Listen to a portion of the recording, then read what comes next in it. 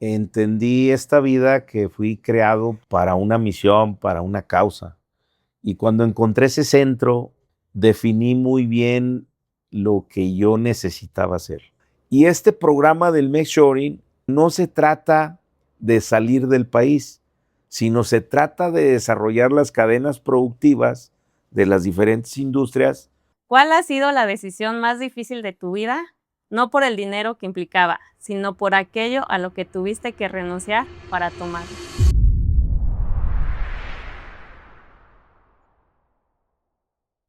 Hola a todos, bienvenidos a un episodio más de La Pregunta que Nadie Hace con su host favorita, Iris Pozo. Un espacio donde conocemos decisiones, la visión, experiencia de las personas que están transformando nuestro entorno empresarial, industrial y regional. Y el día de hoy nos complace tener un invitado súper especial. Voy a leer su semblanza para que tengan un poquito de contexto de qué empresario nos acompaña el día de hoy. Hoy me da mucho gusto recibir a un empresario que ha dedicado más de 3 décadas a impulsar proyectos que han contribuido al desarrollo económico de distintas regiones de México. Fundador y director de Grupo Sinov, Juan Carlos González Ochoa. Ha construido una visión que va mucho más allá del desarrollo inmobiliario. Crear ecosistemas que generan inversión, empleo y crecimiento. Además, ha impulsado el concepto de Nearshoring, una propuesta que busca fortalecer la competitividad de las empresas mexicanas y su integración en las cadenas globales de proveeduría. Pero hoy no queremos hablar solamente de proyectos, queremos conocer a la persona detrás de las decisiones. Juan Carlos, bienvenido a La Pregunta que Nadie Hace. Gracias por acompañarnos el día de hoy y aceptar nuestra invitación. Pues muchas gracias, Iris, por convocarme a este medio que de alguna manera busca despertar conciencias, busca dejar claridades en los emprendimientos. Gracias, encantado de estar aquí con ustedes. Para toda nuestra audiencia, nos gustaría que te presentaras tú mismo quién eres, qué sector, a qué sectores perteneces, qué ecosistemas integras y cómo los has desarrollado. Bueno, sí, con mucho gusto. Soy Juan Carlos González Ochoa, soy padre de 2 hijos, casado desde hace 36 años con Verónica Macías, una extraordinaria mujer. Y bueno, pues he tenido la fortuna de dirigir una empresa que es denominada Grupo Sinao, en Silao, Guanajuato. Y bueno, pertenezco desde más de 3 décadas a la franquicia Century 21, desde aquellos ayeres donde pues hemos ido desarrollando habilidades en el aspecto inmobiliario. Pertenezco también al grupo IPADE, es mi alma mater. Aquí hemos estado durante más de una década ya en la institución, donde, bueno, pues me ha aportado muchísimo valor para nuestra actividad. Pertenecemos también a la Asociación Mexicana de Parques Industriales Privados, al ICEI, que es el Instituto Comercial e Industrial, a AMPI, que es la Asociación Mexicana de Parques de Profesionales Inmobiliarios, y pertenecemos también al TEC de Monterrey, donde ahí hemos desarrollado estándares de capacitación para muchos de nuestros colaboradores asesores. Y bueno, hemos participado en muchos patronatos, apoyando ideas que pues tengan impacto en la sociedad. Y pues bueno, me decían a veces mis hijos, oye papá, pues nomás te falta ser presidente de la colonia. Colonos. Le digo, no, bueno, pues sí me gustaría, pero bueno, vamos a buscar el momento. Pero momento. Aquí estamos a sus órdenes. Muchas gracias, Iris. Una trayectoria muy amplia, mucho conocimiento que nos va a compartir. Estamos muy emocionados por conocer al hombre y las decisiones que lo han llevado a tener todo éxito, que conocemos la participación que tienen varios sectores, cámaras, asociaciones, parques, que se escucha fácil, pero no es tan fácil de repente. Entonces, para iniciar la dinámica del podcast y entrar un poco en contexto y en confianza para relajarnos, lo voy a invitar a nuestra primera dinámica del podcast, que es elegir una de las 3 cajitas que tenemos enfrente, que una es política, empresarial y social, Usted elige la cajita, la abre y escoge una Vamos carta. a ver, vamos a ver. A ver cuál le toca a su suerte. Vamos a ver. Y luego entonces, Es una ¿es barajita. esta? Es una barajita y escoge usted la carta. Tengo que sacarla y escojo una carta, Y escoge la carta que más la que sea. buena vibra le dé. Sí. Ok, ya la escogí, aquí está. Vámonos. ¿Qué has aprendido de tu forma de protegerte? ¿Qué has aprendido? De tu manera de protegerte de manera profesional, personal, empresarial. Correcto. Bueno, digo, más que protegerme, yo creo que asegurarme, ¿verdad? La manera que yo he aprendido de poderme asegurar y poder estar claro, pues es de rodearme, obviamente, de colaboradores y de asistencias, pues con especialidades y con capacidades mayores que las que yo tengo, ¿no?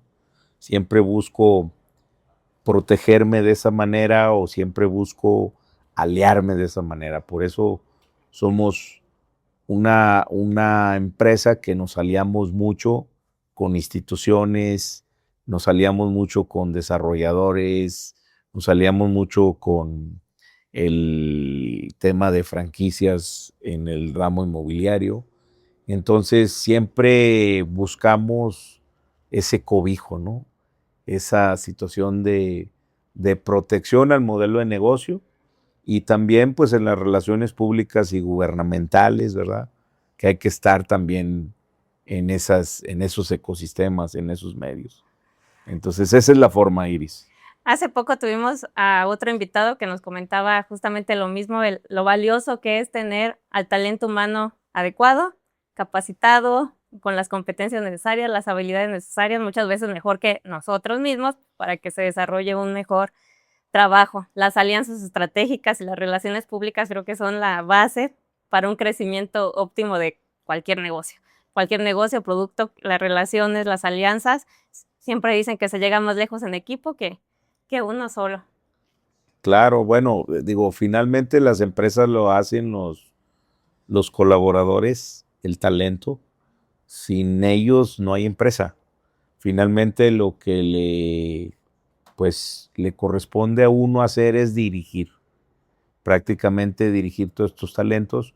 Y en nuestro caso, pues bueno, esta parte del área de potencial humano, nosotros no tenemos departamento de recursos humanos porque los seres humanos no son un recurso, sino nosotros potencializamos al humano y luego entonces nosotros hemos desarrollado ahí una filosofía, tenemos una causa, un sueño, 5 valores, 28 consejos y buscamos crear esa forma de vida en nuestra empresa en donde, bueno, pues alguno de estos valores es amor por el servicio apasionado, integridad pura, innovación proactiva.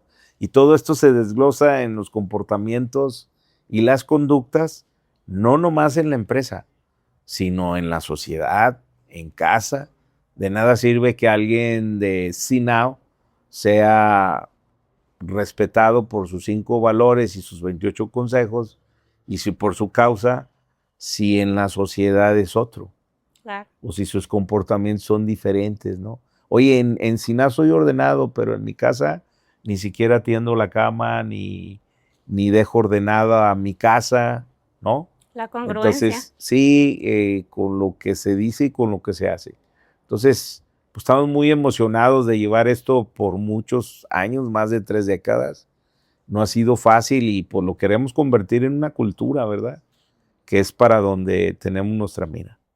Perfecto, la cultura organizacional propia Sí, de su empresa. es Me correcto, parece Iris. excelente porque muchas empresas carecen de cultura organizacional y sí que hace falta para el crecimiento y la base y la estructura de la empresa. Sí. Me gustaría que nos comentara cómo usted ve las oportunidades, cómo las aprende a identificar, a ver, cuando la mayoría de las personas no ven valor en ciertas cosas, cómo su visión va más allá para decir, aquí es el negocio, aquí es la oportunidad.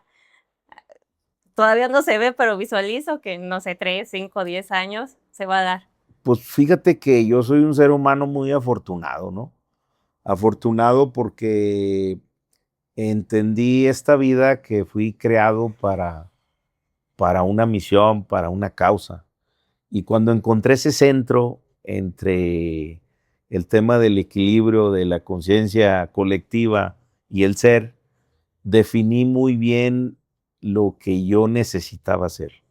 Entonces, el encontrar oportunidades, en mi caso, pues es sencillo porque me enfoco mucho en esa parte, en el tema de nuestra causa, en el tema de fomentar bienestar en los entornos, ¿no?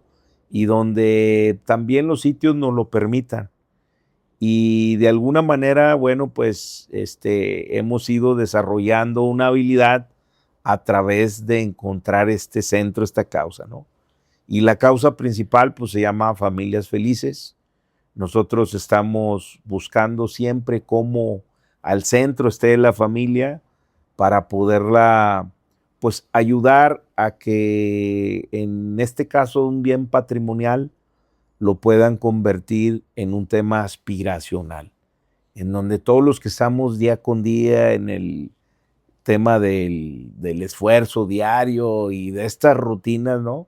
Que puedan encontrar una seguridad patrimonial mediante un bien raíz, ya sea habitacional, ya sea industrial o ya sea comercial. Entonces, en realidad las cosas, encontrar la oportunidad que no regresa, está definida desde el centro de la causa, ¿no? Entonces, nos han preguntado expertos en la materia, en análisis de mercado, y pues todas estas metodologías que se utilizan para identificar sitios, y siempre les he dicho yo, pues realmente mucho es la fe, mucho es el tema de qué quieres y para qué. Y justamente la pregunta que continúa tiene que ver mucho con lo que menciona. ¿Qué criterios o variables toma en cuenta o ve o analiza antes de tomar una decisión? Porque muchas veces sí es en base a la experiencia, en base a la intuición, en base al objetivo final, en lo que se quiere, pero realmente siempre hay algo que a lo mejor ve, qué criterio, qué variable, que si no está, no se lanza a la oportunidad. Pues mira, todo esto tiene que ver en nuestro sector, en el que estamos nosotros, en el sector inmobiliario, pues tiene que ver, donde hay empleo, hay desarrollo. Entonces siempre buscamos esos encuentros del empleo, pero nuestro modelo de negocio surge, nosotros tuvimos la oportunidad de llegar a Silao, Guanajuato, hace 34 años, en donde era un municipio pues que tenía 130,000 habitantes, una extensión territorial de 745 kilómetros cuadrados, 119 comunidades, pero todavía no llegaba a la ancla que era lo automotriz. Uh-huh. Entonces tuvimos la oportunidad de ver el desenlace de lo que genera una planta automotriz, como en este caso hoy ya está en el sitio, qué genera en los entornos, qué genera en la sociedad, qué genera en la economía, qué genera en los estados, qué genera en el país. Y esto nos permitió entender lo que sucede cuando llega una oportunidad que no regresa, como es la industria automotriz o de la metalmecánica, a un sitio. Entonces, ahí donde ahora nos hemos concentrado, y esto nos da un dato de que hoy podemos analizar de los 2,476 municipios, tenemos 300 municipios identificados que tienen la característica, como Silao, como Villa de Reyes en San Luis, como Colón en Querétaro, como Jocotepec en la zona de Jalisco, y muchos más municipios, La Paz en Baja California Sur, y dijeras, bueno, ¿y esos destinos, esos sitios dónde son? ¿Dónde es Villa de Reyes? Bueno, pues Villa de Reyes es donde ahora está BMW, está General Motors, está toda una industria automotriz que se ha generado más de 185,000 empleos. Entonces, la verdad, nos apasiona lo que estamos haciendo. Somos muy afortunados, vuelvo a repetir, porque tuve la oportunidad de estar en ese momento de cuando llega la transformación a un sitio como es Silao y aprendimos qué son los elementos básicos para poder generar una conurbación, para poder vincular el aparato productivo con la comunidad, cómo lograr esta parte y luego cómo poner hitos o detonadores provocadores del desarrollo. No, nos habla como de muchos temas, de muchas partes o criterios o variables que hay que analizar. Me gustaría preguntarle cómo es que creó o vio la necesidad de no solo crear una empresa, sino de crear todo un ecosistema empresarial, porque pues, la empresa es un producto, un servicio, pero giran muchas cosas alrededor de esto. Entonces, ¿usted cómo hizo para ir más allá? Porque muchas veces muchos empresarios, muchas MIPYMES se quedan solamente centralizados en su producto, en su servicio, pero no ven todo el contexto que podrían Pues participar. mira, y yo considero que para poder desarrollar una empresa son ingredientes diferentes que para poder desarrollar un ecosistema, porque el ingrediente más importante para un ecosistema empresarial se necesita un ingrediente que se llama donde ganen todos. Todos me refiero, pues todo el entorno, ¿no? La sociedad, el tema logístico, el tema educativo, el tema del campesino, de todos, el taxista. O sea, a la hora que creas un ecosistema donde todos ganan, ¿no? Así como era la pirinola, ¿no? Todos Que le ganan. das Toma uno. de toma uno, toma dos y todos ganan, pues se requiere este ingrediente principal, ¿no?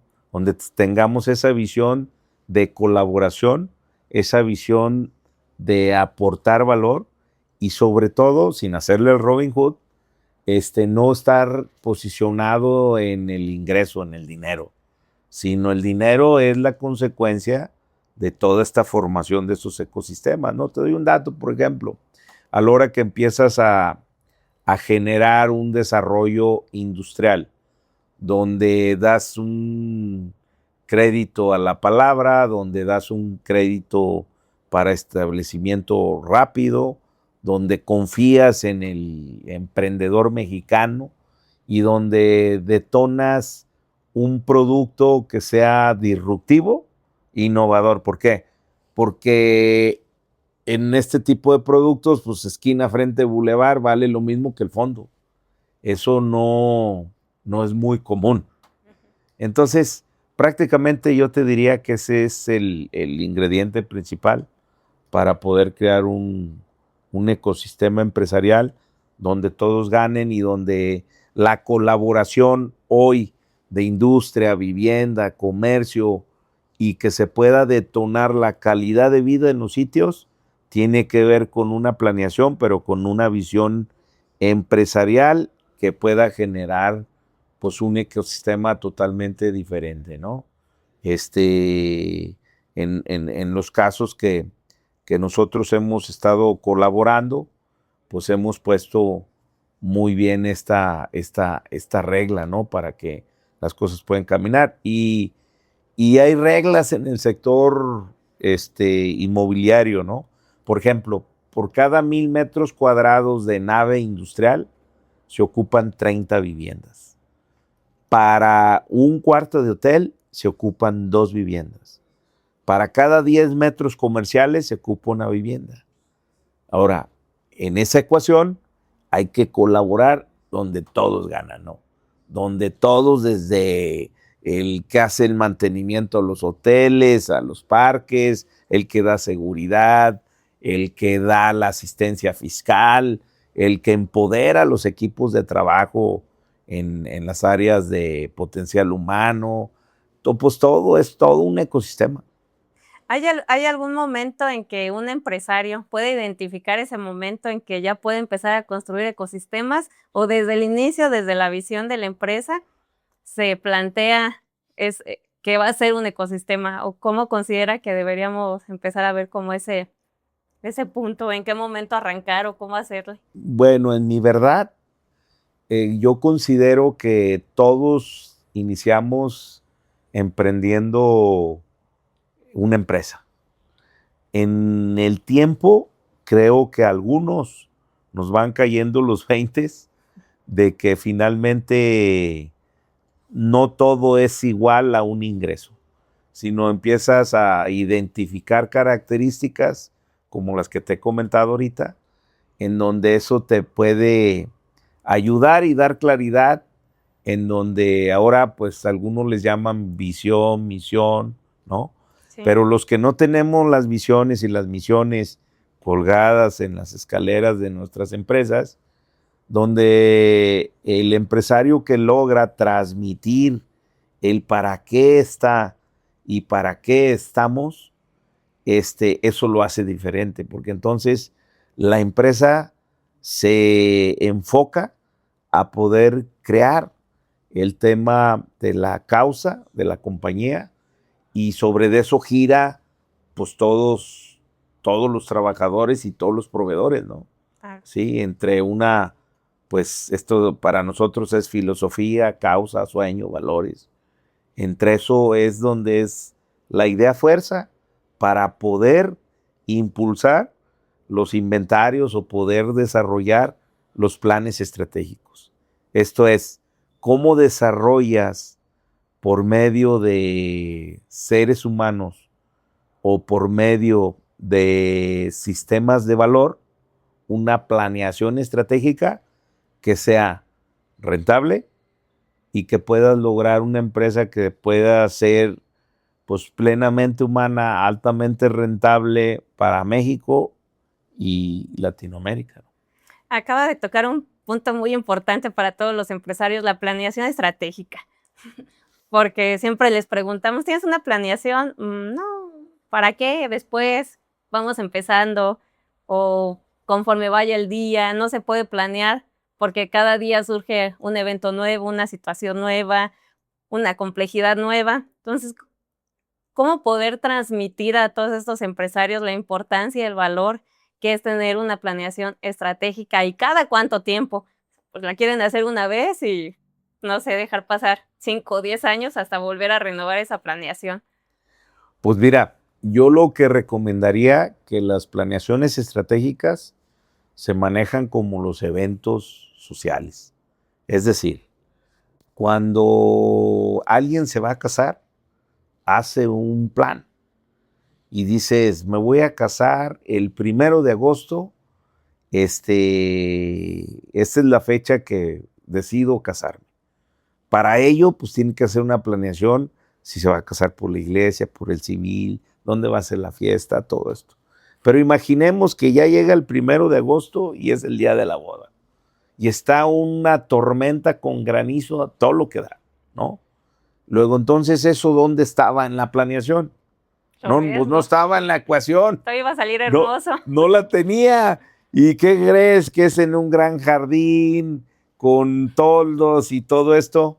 Entonces, en este orden de ideas, por lógica y sentido común, la boda se lleva a cabo. El tema ceremonial y todo, se casan, ¿no? Entonces, así siga lloviendo, ¿no?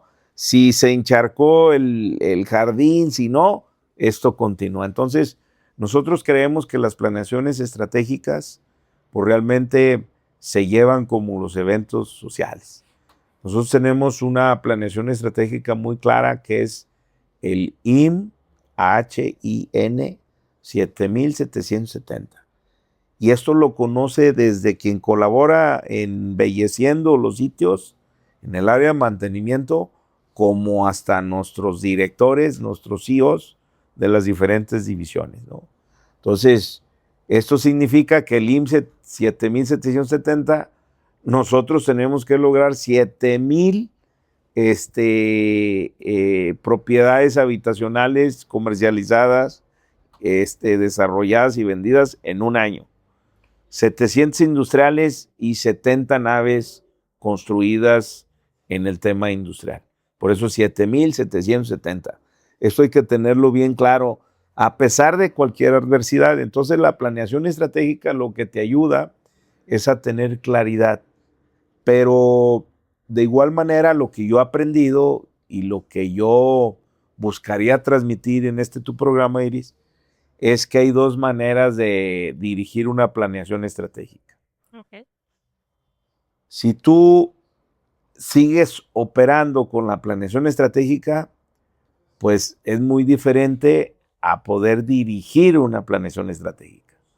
Entonces hay una gran diferencia entre dirigir y entre operar. Entonces esto depende mucho del emprendedor o del fundador, qué es lo que elige, ¿no? Y sobre eso, pues traza una ruta. Creo que las de mayor éxito, pues son las que se dirigen. Okay. En donde dejas de ser el todólogo y para eso es. Y donde las compañías que empiezan a desayunar planeación, comen planeación y cenan planeación, se vuelven muy rentables. Y justamente ahí está el detalle, las empresas se empiezan a volver competitivas, que se preguntan, ¿cómo te volviste competitivo? ¿Cómo lo hiciste para lograr el éxito? ¿Cómo lo hiciste para tener eso? Comiendo, desayunando y cenando. Planeación y siguiéndola, aplicándola, dirigiéndola, porque es muy fácil redactarla y dejarla. Correcto. Lo importante es dirigirla y que todo el equipo se una al mismo plan, porque si vas caminando solo, pues se avanza más lento, con más dificultad. Claro, claro, Iris. Sí, indiscutiblemente de acuerdo contigo, ¿eh? El tema de dirigir una empresa que genera ecosistemas en este país, pues es todo un desafío.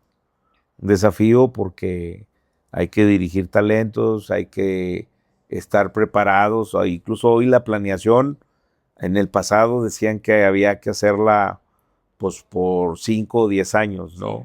Hoy en día, pues realmente tu planeación la tienes que estar evaluando pues cada semana. Constantemente. Cada semana tienes que ir viendo los KPIs, cómo va el resultado, cómo está tu flujo, cómo están tantos cambios que se generan en la política pues mundial, en la política de nuestro país, en la empresarial, en los mercados, los temas de aranceles, pues todas estas ecuaciones que tienes que considerar hoy, ¿no? Y hablando precisamente de eso, hemos escuchado mucho el término de nearshoring y tú has promovido mucho el concepto de mexshoring. Nos gustaría que nos platicaras qué es, a qué te refieres, cómo funciona, cómo aportaría a las empresas mexicanas o al extranjero, ¿cómo es? Cuéntanos. Bueno, actualmente hay 4 conceptos. El primero y el más novedoso fue el nearshoring. Sí. Ese tiene que ver con un tema de relocalizar empresas de otros continentes a diferentes países, ¿no? Recordemos que esto funcionó muy fuerte antes de la pandemia. Después de la pandemia se hizo una innovación. ¿Por qué? Pues muy simple, ¿no? El país que más consume en este mundo, de los 8,000 millones de habitantes que tiene este mundo, pues Estados Unidos, cuando sucede lo de la pandemia, resulta que le dice a China, oye, súrteme unas mascarillas que necesito por la complicación del COVID y todo lo que se vino. Entonces China le dice, no, pues espérame, déjame cubrir primero mi país y luego toda mi comunidad que colinda con mi país.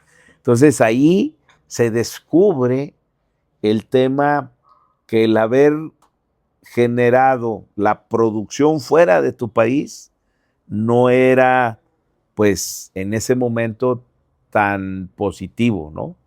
Entiende que, pues, de alguna manera se tiene que producir en los países. Entonces, el nearshoring es eso, es como convocas la producción, ¿verdad? De continente a continente y cómo se aportan valores todos los países, ¿no? Produciendo fuera. Luego está pues el tema que es el shoring hoy. Ujú. El shoring es lo que está haciendo Estados Unidos, que está forzando a que las empresas regresen a Estados Unidos a producir. Ahí están los anuncios hoy de Toyota, de algunas compañías que Ford están tomando decisiones o acciones para regresar a Estados Unidos, ¿no? Y el otro es el friendshoring. El friendshoring es países hermanos, países amigos, ¿no? Que se ponen de acuerdo, pues para poder celebrar una relación comercial, como la que nosotros tenemos desde el pasado, que era el TLC, luego el Telecam, luego el Temec, ¿no? Esos son países amigos que se pusieron de acuerdo, nos pusimos de acuerdo para generar una sinergia comercial, ¿no? Y bueno, pues nosotros impulsamos muy fuerte el Nearshoring. El Nearshoring es para emprendimientos mexicanos, sobre todo dirigido a los pymes, que estamos en el día a día, en el esfuerzo, en el crecimiento, buscando. Y este programa del Nearshoring sí genera ecosistema. ¿Por qué?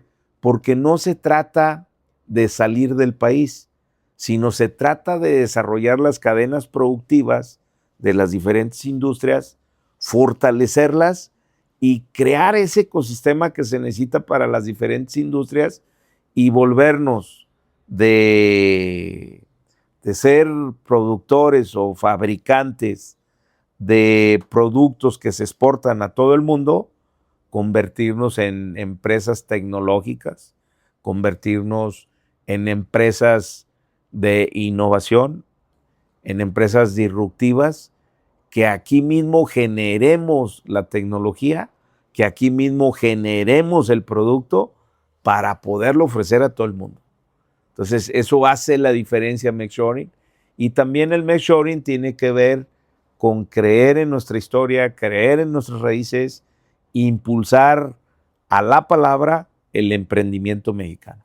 ¿Y cómo nos acercamos más? ¿Cómo podemos conocer? ¿Cómo podemos participar y unirnos a este ecosistema para toda nuestra audiencia que nos está escuchando? ¿Cómo podrían acercarse a todos los interesados a estar en este ecosistema?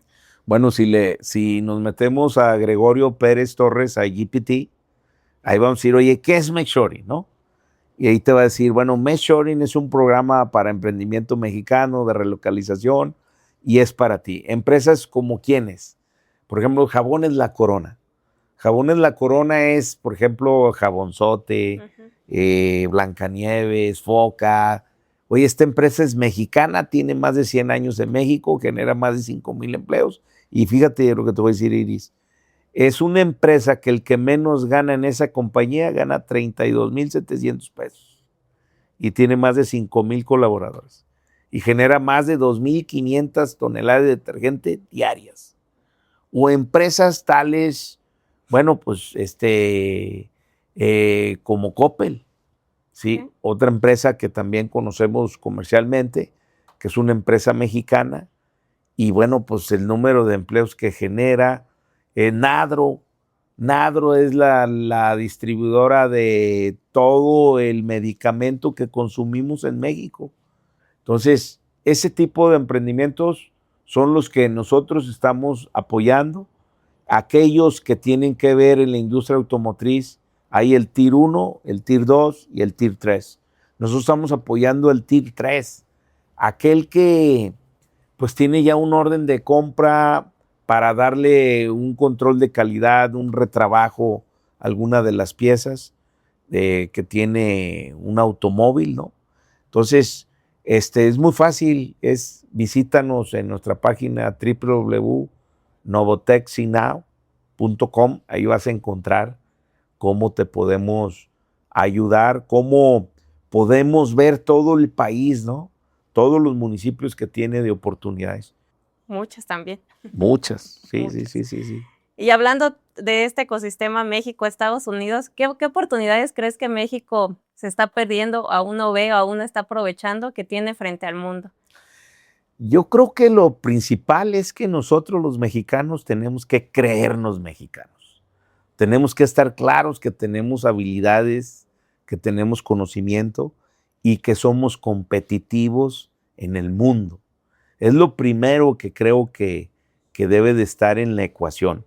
Segundo, pues debemos de apostarle pues al tema de las energías, ¿sí? A las energías tanto limpias como pues a las subestaciones, ¿no? A la creación de pilas, todo lo que tiene que ver esto con tierras raras, ¿no? Con el litio. Tenemos que apostarle a la infraestructura logística. El país tiene 10 puertos muy importantes, donde nos comunicamos a Asia, donde nos comunicamos a Europa, donde nos comunicamos a Latinoamérica. Entonces tenemos mar, tren, terrestre. Entonces tenemos una gran oportunidad. ¿Qué se necesita? Desarrollar más esa infraestructura. En total tenemos 24,000 kilómetros de vías férreas en el país. Incluso aquí en Celaya, pues el 23% de la carga nacional de ferrocarril aquí se mueve en Celaya. El 23%. Y aquí en Guanajuato. Aquí en Guanajuato. Entonces, de esta manera, pues lo que yo diría que hay que movilizar son esas partes y sobre todo el tema de la educación. Debemos de apostarle, es mi verdad, a la educación técnica, dirigida con vocación por zona. Ahorita la logística es clave para el mundo, no es una opción. Ahí tenemos que desarrollar técnicos en logística. Hay necesidad de mano de obra pues, de todos los niveles que tenga que ver con logística.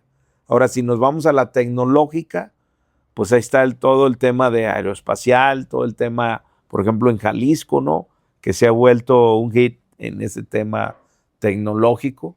Entonces, hacia allá tenemos que orientar a nuestros jóvenes, darles esa vocación y vincular los aparatos productivos con la comunidad. Es decir, para que uno de nuestros jóvenes que está en proceso de capacitación, pues ya tiene la dirección a poder tener su empleo. Sí, que ahorita en la educación está muy en tendencia este tema de por ejemplo, la capacitación por habilidades, por competencias, que trae mucho el conocer. Aquí en Guanajuato se están implementando las microcredenciales precisamente para que el joven o las personas empiecen a aprender cosas técnicas a un menor tiempo y que empiecen a desarrollar estas habilidades más certeras, más posicionadas en lo que se ocupa en el mercado, en lo que se necesita. Y ya los que quieran hacer una carrera, pues también, pero también existen estas posibilidades técnicas para que empiecen a desarrollar estas habilidades. Bueno, Juan Carlos, llegó el gran momento del episodio, la pregunta que nadie hace. ¿Estás listo? Claro. La voy a leer para que no se me vaya ni muy bien. una palabra. Adelante. Juan Carlos, ¿cuál ha sido la decisión más difícil de tu vida? No por el dinero que implicaba, sino por aquello a lo que tuviste que renunciar para tomarla. Mi transformación. La transformación de como ser humano, de poder lograr convertirte en tu mejor versión, no es fácil. No es fácil porque en mi caso yo considero que el ser humano tiene dos pensamientos. Uno que es el de las creencias y otro es el del ser. ¿Qué quiero decir con esto? Pues imagínate que en tu casa siempre se comía a las 3 de la tarde, pero nadie empezaba hasta que no llegara papá. Esa es una creencia. A lo mejor algún miembro de la familia nunca estuvo de acuerdo en eso, pero lo hacía. ¿Y qué crees, Iris? Cuando este individuo se crece, se casa, pues en su casa se sigue comiendo a las 3 de la tarde y no empiezan si él no ha llegado. Entonces, esas son creencias que en el caso mío, yo siempre tuve algunas conversaciones en ciertas creencias y poder desarrollar esa parte para que tú elijas transparente y libre como ser humano no es fácil. No es fácil porque hay una sociedad. Imagínate eso, cómo es decir, cómo hago cosas para verme mejor. Y en una transformación de tu mejor versión es cómo hago cosas para poder lograr lo que yo elijo ser. Eso es muy diferente a la otra parte. Entonces, lo más complicado en mi vida ha sido mi transformación personal, empresarial, obviamente familiar, porque necesito seguir trabajando en muchas creencias, en muchos hábitos, para que te conviertas en las mejores prácticas, en un mejor ser humano, entender el mundo, entender la vida, entender todo lo que está en el entorno, pues, de este planeta, ¿no? Y eso no es fácil. El convertirte en un sitio donde, pues imagínate que hoy alguien te invita, no sé, a una cena, ¿no? Y es uno de tus principales clientes. Y tú le dices, ¿a qué hora es la cena? A las 9, y ya tienes un compromiso en casa. Y si no has aprendido a decir que no, vas a quedar mal en casa. Y tal vez no nomás mal en casa, sino a lo mejor desde lo profundo, tú eliges ir a casa, pero tienes que, no quieres. Repito, tienes que. Desde la obligación. No quieres, ¿sí? Entonces, esa es la parte. Perfecto. Sí, viene mucho del concepto que normalmente tenemos, tener, hacer y ser. Voy a tener, después voy a hacer y después cuando voy a ser feliz, el clásico. Entonces, la invitación que yo escucho que haces es que sea desde el ser. Empezar a trabajar el ser, trabajar las creencias, los hábitos, el fortalecerse uno mismo para poder hacer ciertas cosas que antes no te atrevías o creías más lejanas y después empiezas a tener los resultados. No, al revés o viceversa, pero coincido totalmente. La transformación personal es vital para empezar a alcanzar los resultados que deseas o tu realidad deseada. Claro, y todo se convierte en el mundo de la fantasía, ¿no? Empiezas a ver cosas bien importantes, ¿no? Exacto. Que, bueno, pues sí, prácticamente. Muy bien, Juan Carlos, pues muchas gracias por acompañarnos en el episodio del día de hoy. Creo que muchos nos llevamos cosas muy interesantes, mucho aprendizaje, experiencia, conocimiento y qué mejor que escucharlo de un empresario que ha recorrido una gran historia, muchos años en el mercado, en el proceso, en las empresas, en la creación del ecosistema y que cree fielmente que trabajando todos juntos y en el ganar-ganar con la sociedad, la proveeduría, tus colaboradores, tu familia, se pueden crear cosas más grandes. Pues muchas gracias, Iris, por invitarme aquí a tu programa de la pregunta que nadie quiere hacer. Y que todos responden. Exacto, todos responden. A todos tus seguidores, o sea, vamos a pues pasar la voz. Vamos a trabajar en conjunto todos, ¿no? Y pues el mayor de los éxitos, que ya lo tienes, pero aún más éxito. Y a todo tu equipo, todos tus colaboradores, felicidades por esta iniciativa, porque México los necesita. Muchas gracias, Juan Carlos. Y síganos en todas nuestras redes sociales, Spotify, YouTube, Instagram y Facebook. Suscríbanse, por favor. Este es un episodio más de la pregunta que nadie hace.